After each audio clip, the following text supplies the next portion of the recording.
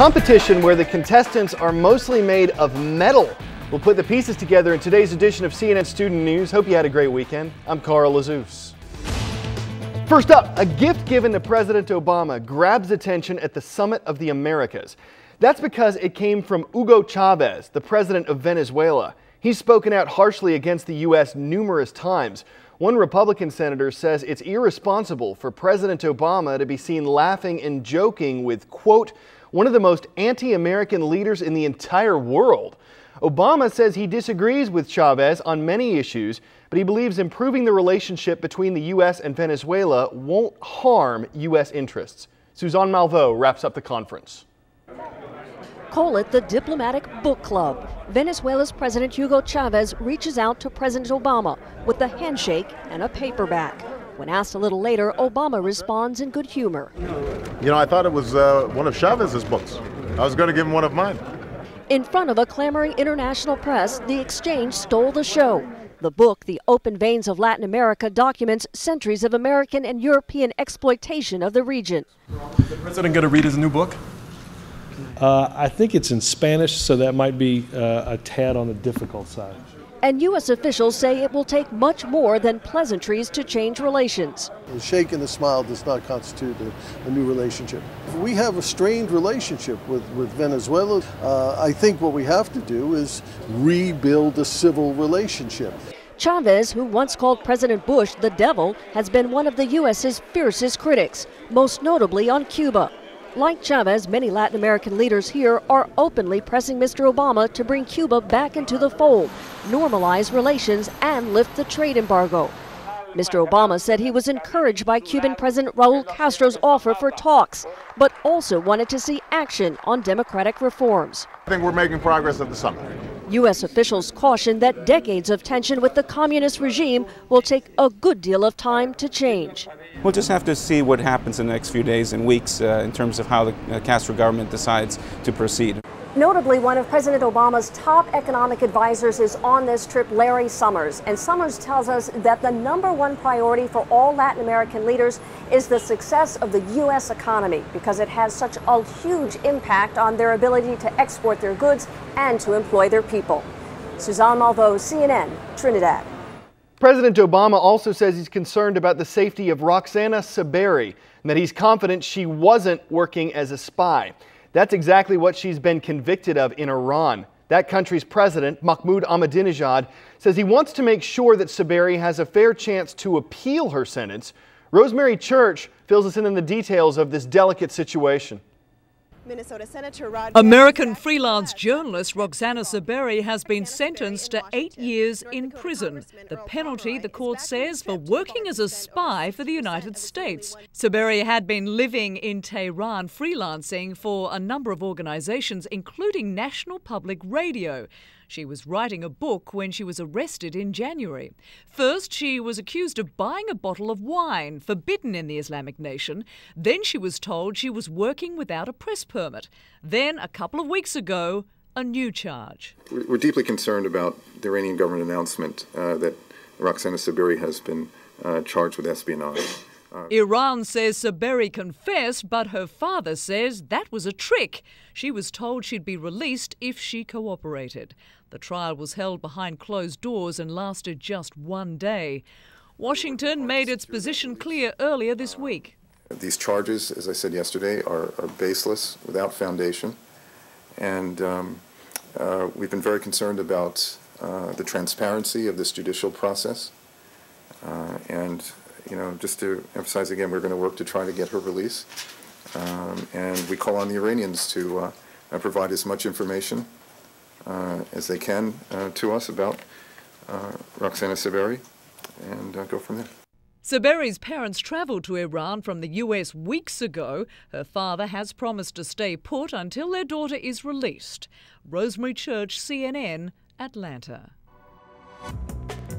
A word to the wise. Commemorate. To remember something. To be a memorial.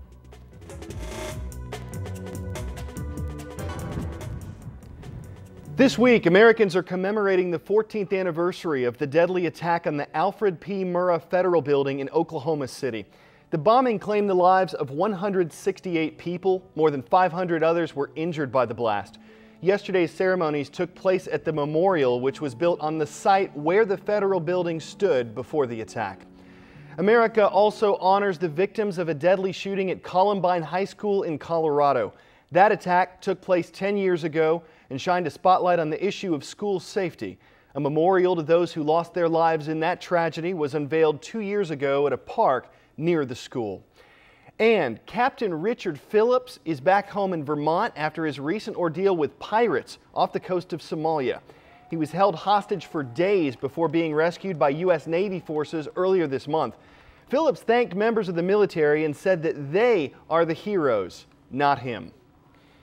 Well, if you've looked at our Facebook page recently, you'll know it. We get a lot of requests for shout-outs, and we give some of them out on Sundays. How's that?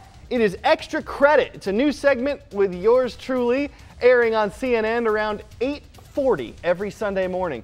We share some of your thoughts about what's in the news. We use comments from our blog and, of course, on that official CNN Student News Facebook page.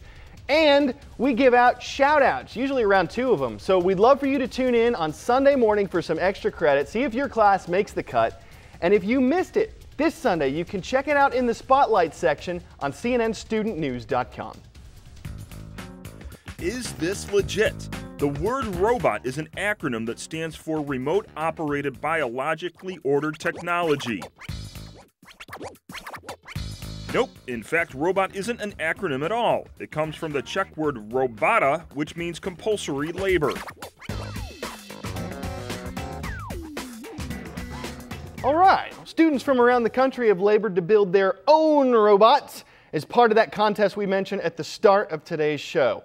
Now, this is called the First Robotics Competition. It stands for Inspiration and Recognition of Science and Technology, and it's part science, part sport.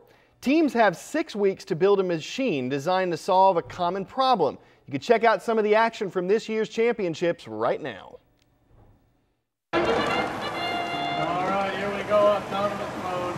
Popping a couple in, 3. Have to brainstorm, what are we going to make this robot look like? How are we going to make it pick up the balls, collect them? What are we going to do? How are we going to get them into the trailers? You know, there's so many ways of doing it.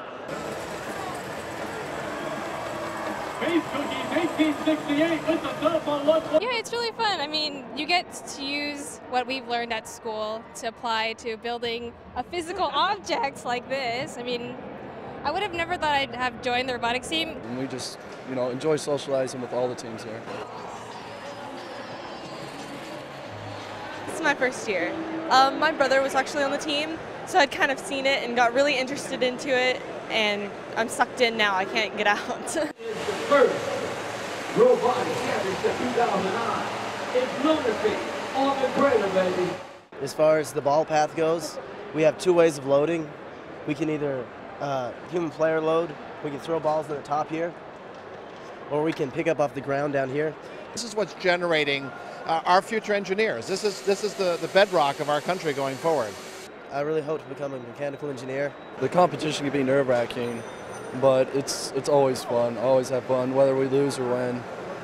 It's just an awesome experience. Awesome indeed. Well, before we go, if you ever get a chance to work in news, you're going to find out that surveillance cameras can be awesome. You're going to see it in this story. A convenience store customer conveniently comes to the rescue. Now, at first, the guy you saw looked like he was shopping for something to snack on. You can see now that is not the case. He was craving what was in the cash register. But the guy at the back steps up from the booth, leaps into action. You don't want to see that coming at you. He grabbed his step stool and wailed on the would-be robber. The guy got away, but not without suffering some serious punishment and dropping some cash on his way out the door.